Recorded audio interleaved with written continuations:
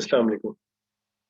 इस लेक्चर में हम डिस्कस करेंगे स्ट्रेटिफाइड के फोल्ड क्रॉस वैलिडेशन। ये बड़ा इंटरेस्टिंग कॉन्सेप्ट है और बाय डिफॉल्ट जो क्रॉस वैलिडेशन हम कर रहे होते हैं उसमें ये चीज़ इंप्लीमेंट है, लेकिन ये कॉन्सेप्ट आपको क्लियर होना चाहिए। So splitting the data set into K folds by starting with the first 1/k part of the data as described above might not always be a good idea. तो हमने पहले क्या कह रहे थे, अगर आपको याद हो, जब हम 5 फोल्ड की बात कर रहे थे कि हम कह रहे थे कि ये आपके पास डाटा है, आपने पहला फोल्ड ट्रेन टेस्टिंग के लिए रख लेना, बाकी 4 के 4 फोल्ड आपने ट्रेनिंग के लिए रख लेना। तो समटाइम्स ये वाली जो चीज़ है ये बेहतर रिजल्ट्स नहीं देती। अगर आप आयरस के डाटा सेट की बात करते हैं, यहाँ पे आयरस की डाटा सेट, और अगर आपके पास डाटा सेट कुछ इस तरीके से है कि फर्स्ट 50 एग्जाम्पल पॉइंट्स हैं 0 क्लास की, देन उसके बाद आपके पास है 1 क्लास की, और उसके बाद है नेक्स्ट 50 सेकंड 2 क्लास की, और आपके पास और आपसे कहा जाता है कि आप 3 फोल्ड क्रॉस वैलिडेशन परफॉर्म करें। और अगर आप पहले फोल्ड में सिर्फ और सिर्फ 0 क्लास की एग्जांपल आ जाती हैं, दूसरे फोल्ड में 1 क्लास की, तीसरे फोल्ड में 2 क्लास की, तो आप देख सकते हैं कि होगा ये कि ये पूरे का पूरा क्लास की एग्जांपल पॉइंट्स टेस्टिंग में चली जाएंगी, और ये दोनों के दोनों हमारे पास ट्रेनिंग में चली जाएंगी। और जब आप इस पे प्रिडिक्शन करेंगे तो आपके पास एरर आंसर 0 आ रहा होगा। सिमिलरली जब आप इसको टेस्टिंग के तौर पे कंसिडर करेंगे और इन दोनों को ट्रेनिंग पे लेंगे तो अगेन 0 आएगा। तो अब हम इसका सोल्यूशन क्या है, तो इसको देखते हैं। As you can see above, the first third of the data set is the class 0, the second third is the class 1, and the last third is the class 2. Imagine doing 3-fold cross validation on the data set. The first fold would be class 0, so in the first plate of the data the test set would be only the 0 class. So ये वाली problem अक्र हो जाएगी। लेकिन क्योंकि by default जब आपने cross well को use किया तो वहां पे उसने इंटरनली उसको स्ट्रेटिफाई कर दिया। स्ट्रेटिफाई क्या है ये भी हम थोड़ी देर तक डिस्कस करते हैं कि स्ट्रेटिफाई से क्या मुराद है। सो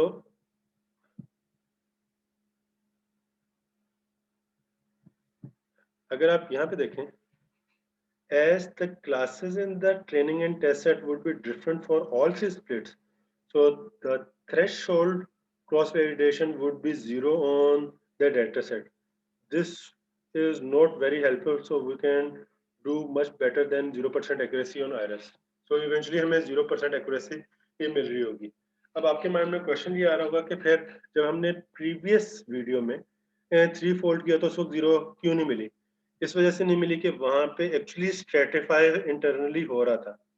as the simple the k-fold strategy fails here, so scikit-learn does not use k-fold for classification but rather the stratified k-fold cross validation. So scikit-learn असल में stratified cross validation यूज करता है।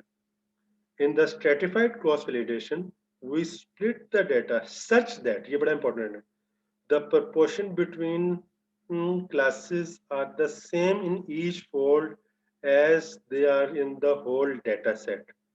So stratified cross validation में क्या है कि हर class की ratio और ट्रेनिंग और टेस्टिंग में सेम रखी जाती है ताकि हर क्लास की रिप्रेजेंटेशन हो ट्रेनिंग में और टेस्टिंग में।